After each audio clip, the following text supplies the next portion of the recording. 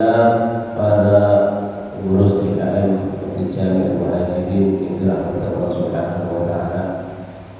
Dan terasa saat ini kita sudah melewati paruh kedua di bulan suci Ramadan. Artinya sebentar lagi bapak-bapak dan ibu akan pulang kampung. Itu bagi yang dapat THR. Yang dapat THR maka menikmati malam-malam akhir Ramadan di Masjid Jami'ah Muhajirin. Mudah-mudahan Allah Subhanahu wa taala senantiasa menjaga kesehatan kita lahir dan batin, dan kita minta kepada Allah Subhanahu wa taala agar apa yang kita niatkan selama awal Ramadan sampai akhir Ramadan diijabah, dikabulkan oleh Allah Subhanahu wa taala. Amin. Hadirin hadirat yang dirahmati Allah Subhanahu wa taala, di antara banyaknya peristiwa yang Allah Subhanahu wa taala hadirkan buat orang muslim ya di bulan suci Ramadan, selain bulan ini adalah bulan di mana Allah Subhanahu wa taala menurunkan ayat suci Al-Qur'an ya. Allah juga melalui bulan suci Ramadan menunjukkan kepada kita tentang kemahakuasaan Allah Subhanahu wa taala melalui peristiwa perang Badar. Jadi perang Badar itu adalah perang bagi umat muslim yang saat itu terjadi pada tanggal 17 Ramadan ya. Pada bulannya Nabi Muhammad SAW saat itu mengajak umat muslim tidak langsung keluar dari rumahnya melaksanakan perang. Saat itu ya, Nabi Muhammad SAW sekedar mengajak umat Islam untuk sama-sama ya, melakukan negosiasi dengan orang-orang kafir, karena sebelumnya dagangan dari umat muslim itu dibetak ya, generasi on semua ya, sempat dibegal ya dagangannya umat Islam oleh orang-orang kafir Quraisy. Karena itu kemudian Nabi Muhammad SAW ya, meminta kepada umat muslim untuk keluar dari rumah menemui kafilah dari kafir Quraisy yang saat itu dipimpin oleh Abu Sufyan ya. Untuk apa tujuannya? Meminta kepada orang-orang kafir Quraisy agar dagangannya umat muslim dikembalikan sebagaimana mestinya. Namun dalam proses perjalanannya saat itu umat Islam keluar dari rumah pada tanggal 13 Ramadan ya, menjelang tanggal 17 Ramadan Nabi Muhammad SAW mendapatkan perintah dari Allah Subhanahu wa taala agar beliau tidak hanya fokus untuk bernegosiasi dalam urusan perdagangan dengan orang-orang kafir. Nabi Muhammad SAW diperintahkan oleh Allah Subhanahu wa taala ya melaksanakan perang besar ya, perang besar yang kita sebut dengan perang Badar. Badar itu ada beberapa fase. Fase besar Badar itu terjadi pada tanggal 17 Ramadan. Hadirin hadirat yang dirahmati Allah Subhanahu wa taala, perang Badar ya akhirnya terjadi saat itu pada mulanya umat muslim itu jumlahnya sama-sama dengan jumlahnya orang-orang kafir. Kemudian ada penyusup dari umat muslim. Orang ini disebut sebagai Ra'isul Munafiqin. Namanya adalah Abdullah bin Ubay bin Salul. Ingat-ingat. Ini kalau misalkan nanti setelah acara ini masih ingat, insya Allah dapat door prize dari ketua DKM. Buka puasa gratis. Namanya Ra'isul Munafiqin adalah Abdullah bin Ubay bin Salul. Abdullah bin Ubay bin Salul ini dikenal sebagai kepala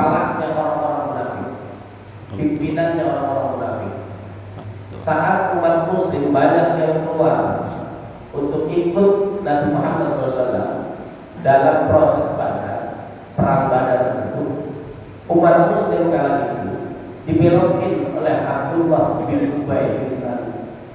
Apa yang dibisikin oleh Abdullah bin Ubay bin Salul kepada umat Islam saat itu?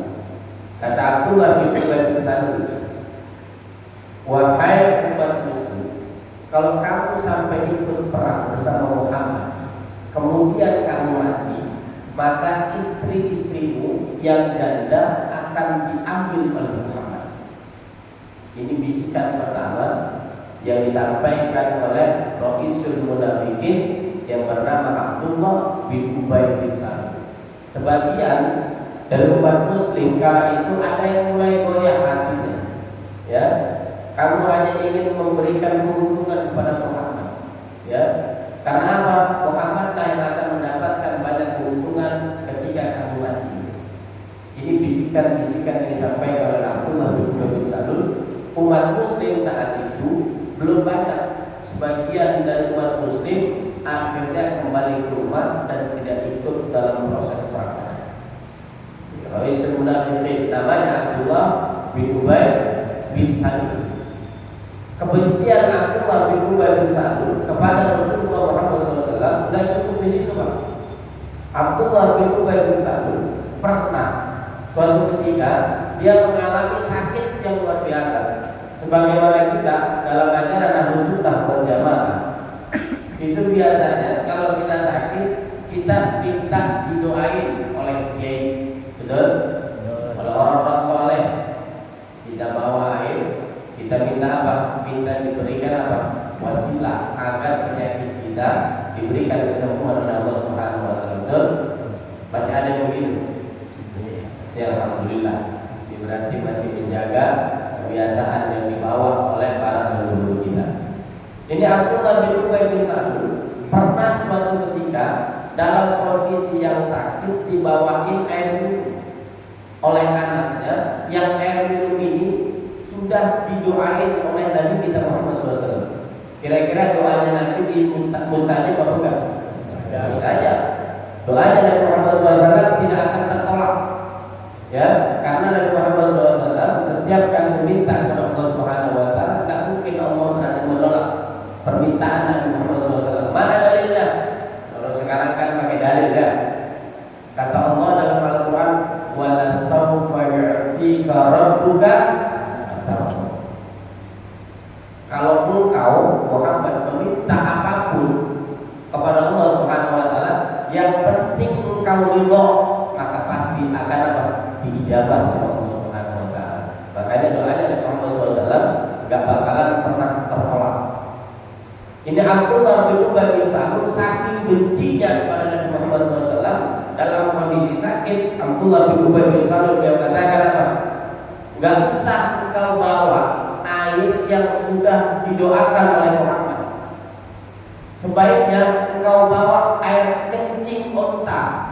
Itu lebih baik daripada air yang engkau mintakan doanya kepada Muhammad agar aku sembuh. Ini saking bencinya Abdullah bin Ubay bin Salul kepada baginda Nabi Muhammad SAW. Tapi kasih sayang Nabi Muhammad SAW kepada orang-orang yang model begini, meskipun semasa hidupnya Abdullah bin Ubay bin Salul itu sangat membenci Nabi Muhammad SAW, sebelum meninggal ini Abdullah bin Ubay bin Salul meminta kepada putranya, tolong nanti ketika saya meninggal mintakan pakaian yang langsung bersentuhan dengan kulitnya Nabi Muhammad SAW. Kenapa? Aku akan pakai pakaian yang langsung bersentuhan dengan kulit Nabi Muhammad SAW sebagai kain kafan. Nabi Muhammad SAW dengan penuh rahmat, dengan penuh kasih sayang, beliau tidak menolak permintaan siapapun. Beda dengan kita.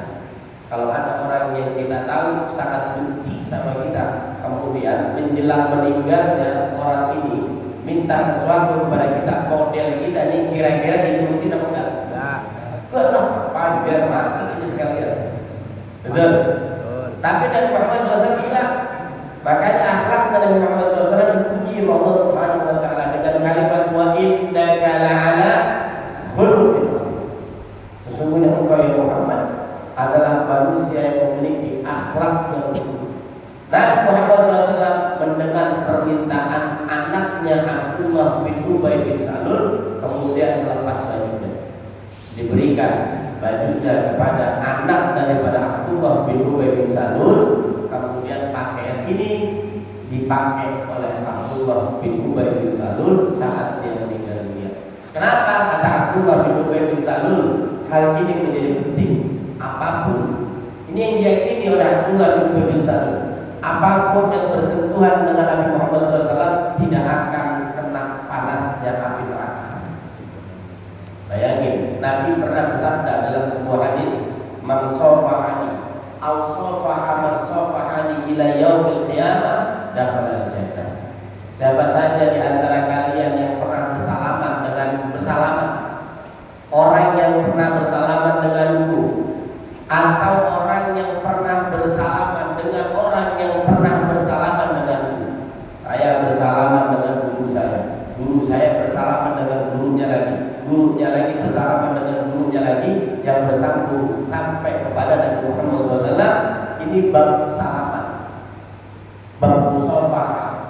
Apa kata Nabi Muhammad SAW? Dakhalal jannah, dia bisa masuk ke dalam surga Allah Subhanahu wa taala. Ini yang diyakini oleh Abdullah bin Ubay bin Salul. Akhirnya pakaian Nabi Muhammad SAW dibawa masuk ke dalam tubuhnya Abdullah bin Ubay bin Salul dalam rangka apa? Biar terhindar dari panasnya api neraka. Hadirin hadirat dirahmati Allah Subhanahu wa taala. Kembali kepada cerita Badar. Abdullah bin Ubay bin Salul membelokkan banyaknya jumlah umat muslim saat itu yang masih ragu, ya. Akhirnya yang ikut dalam proses perang Badar, umat muslim cuma berjumlah 313 orang. Sedangkan orang-orang kafir kala itu, ya, disebutkan dalam sebuah riwayat Nabi Muhammad SAW pernah bertanya kepada sahabat, berapa jumlahnya orang-orang kafir yang saat itu ikut perang Badar? Kata sahabat Nabi Muhammad SAW, pastinya kami tidak tahu ya Rasulullah. Apakah orang-orang kafir tersebut setiap hari memotong unta?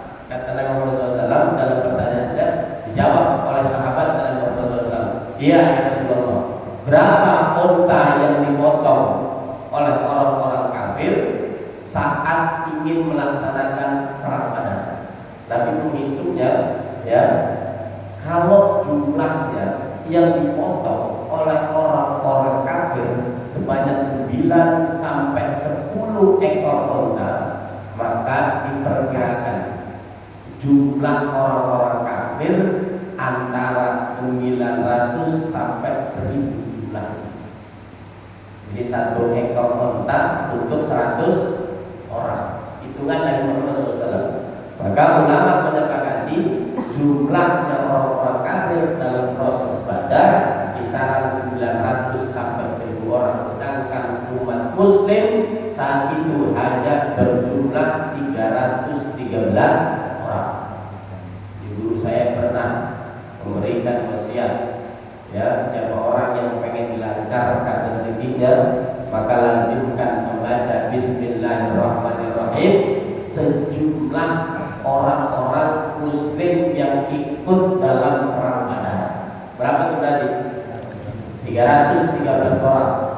Maka bacalah Bismillahirrahmanirrahim dengan niat diberikan kelancaran rezeki oleh Allah Subhanahu wa taala setiap hari sejumlah 313 kali. Jadi meskipun hutangnya banyak, tapi kalau lazim membaca Bismillahirrahmanirrahim, insyaallah bagi yang punya duit, yang nggak punya duit ya udah lunas juga. Hadirin hadirat dirahmati Allah Subhanahu wa taala. Nabi Muhammad SAW meskipun demikian nggak gentar sama sekali. Jumlahnya cuma 313, tapi orang kafir berjumlah sampai 1000 orang. Nabi nggak gentar karena Nabi Muhammad SAW melaksanakan perang Badar berarti melaksanakan perintahnya Allah Subhanahu wa taala. Allah Subhanahu wa taala menjelang perang Badar memberikan janji kepada Nabi Muhammad SAW bahwasanya Nabi Muhammad SAW akan diberikan kemenangan dalam perang Badar tersebut. Inilah yang dipegang oleh Nabi kita Muhammad SAW. Meskipun jumlahnya 313 dan orang kafir berjumlah 1000, Nabi gak mundur dengan niat yang kuat bahwa ini adalah dalam rangka menjalankan perintahnya Allah Subhanahu wa taala. Nabi bersama umat muslim kala itu tetap maju melaksanakan perang Badar. Apa yang terjadi kemudian meskipun jumlahnya sedikit, ya, umat muslim kala itu diberikan kemenangan oleh Allah Subhanahu wa taala yang menurut logika kita 313 orang melawan 1000 orang, secara hitungan pasti yang kalah adalah umat muslim. Tapi Allah Subhanahu wa taala dalam Al-Qur'an menyampaikan walladzina jahadu fina lanahdiyannahum subulana. Kata Allah Subhanahu wa taala, siapa saja di antara kalian yang sungguh-sungguh menjalankan perintah Allah Subhanahu wa taala, siapa saja di antara kalian yang benar-benar berjuang di jalan Allah Subhanahu wa taala, lanahdiyannahum subulana, maka sungguh kami pun akan benar-benar memberikan petunjuk, memberikan jalan kepada kalian semua. 313 mampu mengalahkan yang 1000 orang. Hadirin hadirat yang dirahmati Allah Subhanahu wa taala. Apa hikmah, ya, dari cerita, ya, proses perang Badar yang dilakukan oleh umat muslim dalam pimpinannya Nabi Muhammad SAW? Pertama, setiap muslim dalam kondisi apapun, dalam ujian apapun, selama dia melaksanakan perintah Allah Subhanahu wa taala, selama masih berada di jalan Allah Subhanahu wa taala, selama masih memiliki niat yang tersambung kepada Allah Subhanahu wa taala, pasti Allah akan berikan kemudahan dalam proses menjalankan hal tersebut. Buktinya sudah dibuktikan oleh Allah Subhanahu wa taala dalam proses perang Badar. Jumlah tidak menentukan menang dan kalah. Ternyata yang memberikan jaminan kepada kita semuanya, yang memenangkan kita atau yang membuat kita kalah adalah apa? Ketentuan Allah Subhanahu wa taala.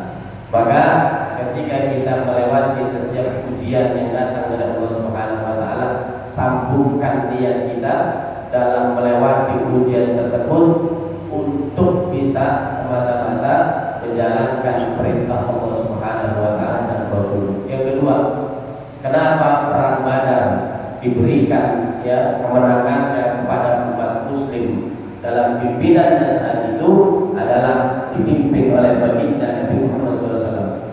Yang kedua, yang menyebabkan umat muslim saat itu diberikan kemenangan oleh Allah Subhanahu wa taala, mereka memiliki totalitas dalam proses perjuangannya bersama Nabi kita Muhammad SAW. Saat itu ada seorang sahabat bernama Sa'ad bin Mu'adz. Beliau ketika Nabi Muhammad SAW memberikan perintah kita akan melaksanakan perang pada saat ini, sebagian dari umat muslim sempat goyah keimanannya. Tapi sahabat Sa'ad, beliau menyampaikan kepada Nabi kita Muhammad SAW, kami ya Rasulullah bukan bagian dari orang-orang Bani Israel saat itu yang menjadi umatnya Nabi Musa. Bani Israel saat itu ketika Nabi Musa memerintahkan mereka untuk sama-sama perang bersama Nabi-Nya, sebagian mereka justru melemparkan kalimat yang menyakiti perasaan Nabi Musa. Apa kata Bani Israel? Engkau saja yang Musa yang berperang bersama orang-orang yang engkau anggap musuh. Kami akan duduk di sini menyaksikan kekalahan. Itulah yang disampaikan oleh orang-orang Bani Israel. Tapi kami, kata Sa'ad kepada Nabi Muhammad SAW, akan setia dalam perjuangan ya Rasulullah. Inilah yang kemudian menjadi sebab bahwasanya umat muslim kali itu diberikan kemenangan oleh Allah Subhanahu wa taala dalam perang Badar. Ada kesetiaan di antara umat muslim dengan pimpinannya. Hadirin hadirat yang dirahmati Allah Subhanahu wa taala. Kita berjamaah dalam sholat kita, kalau tidak memiliki kesetiaan terhadap pimpinan kita, proses berjamaah pasti akan acak-acakan. Betul? Imamnya sedang melaksanakan takbiratul ihram, makmumnya masih asik main HP. Imamnya asik i'tidal, kemudian makmumnya masih banyak yang sujud. Ini dalam rangka apa? Dalam rangka tidak setia terhadap imam. Dalam keseharian itu dipraktekkan dalam apa? Dalam perang Badar. Siapa saja di antara kalian yang tidak memiliki kesetiaan kepada pimpinannya pasti akan mengalami kehancuran. Perang Badar telah membuktikan kesetiaan umat muslim meskipun dengan jumlah yang sedikit, tapi setia yang luar biasa kepada Nabi Muhammad SAW. Akhirnya Allah Subhanahu wa taala memberikan kemenangan yang sempurna kepada orang-orang muslim saat itu. Yang ketiga, yang menjadi penyebab kenapa umat muslim saat itu diberikan kemenangan oleh Allah Subhanahu wa taala saat melaksanakan perang Badar. Ulama bukan hanya niat yang kuat, bukan hanya kesetiaan, bukan hanya kesungguh-sungguhan dari umat muslim dalam menjalani proses Badar saat itu, tapi ada tawakal, ada penyerahan diri dari umat muslim kepada Allah Subhanahu wa taala setelah dia melewati itu semuanya. Allah Subhanahu wa taala dalam firman-Nya menyampaikan, wa may yatawakkal 'ala Allah fa huwa hasbuh. Siapa saja di antara kalian yang berserah diri kepada Allah Subhanahu wa taala setelah kalian melewati setiap rangkaian demi rangkaian, maka dialah Allah yang akan mencukupi segala sesuatunya buat kalian. Umat muslim saat itu setelah bertawakal kepada Allah Subhanahu wa taala, kemudian Allah turunkan bala bantuan di antara kota Makkah dan kota Madinah. Ada tempat di situ Allah Subhanahu wa taala memberikan bala bantuannya. Tempat itu disebut sebagai Jabal Malaikah. Ada yang pernah ke situ? Ada yang pernah ziarah ke Badar? Yang pernah berziarah ke Badar pasti pernah juga menginjakkan Jabal Malaikah. Dari situ kemudian Allah Subhanahu wa taala menurunkan malaikat, yang malaikat itu ditugaskan oleh Allah Subhanahu wa taala untuk membantu Nabi Muhammad SAW bersama umat muslim dalam memenangi perang Badar. Wa may yatawakkal 'ala Allah fa huwa hasbuh. Siapa saja di antara kalian yang berserah diri kepada Allah Subhanahu wa taala, maka dia akan diberikan kemenangan oleh Allah Subhanahu wa taala. Yang selanjutnya yang menyebabkan orang-orang muslim bersama Nabi kita Muhammad SAW diberikan kemenangan dalam proses Badar adalah doa yang diaturkan Nabi Muhammad SAW kepada Allah Subhanahu wa taala. Dalam doanya Nabi Muhammad SAW meminta kepada Allah Subhanahu wa taala agar Allah mampu memenuhi segala janji-janjinya. Allah sampaikan di dalam Al-Quran, wa idza sa'alaka 'ibadi 'anni fa inni qarib ujibu da'watad da'i idza da'an falyastajibu li wa liyu'minu. Kata Allah Subhanahu wa taala, ketika kalian bertanya tentang aku, jawab aku dekat kepada kalian semua. Maka mintalah kalian semua kepadaku. Nabi Muhammad SAW memanfaatkan doa ini dalam proses perang Badar, meminta kepada Allah Subhanahu wa taala agar umat muslim diberikan kemenangan oleh Allah Subhanahu wa taala. Janjinya Allah tidak pernah dusta. Innallaha la yukhliful mi'ad. Allah tidak pernah ingkar janji. Siapa yang mau meminta kepada Allah Subhanahu di setiap persoalan yang dihadapinya. Siapa saja di antara kalian yang meminta kepada Allah Subhanahu wa taala dalam urusan apapun, maka Allah Subhanahu wa taala akan mengijabah permintaan kita semuanya. Hadirin hadirat yang dirahmati Allah Subhanahu wa taala. Masih banyak rangkaian cerita dari peristiwa perang Badar yang dialami oleh Nabi Muhammad SAW bersama umat muslim.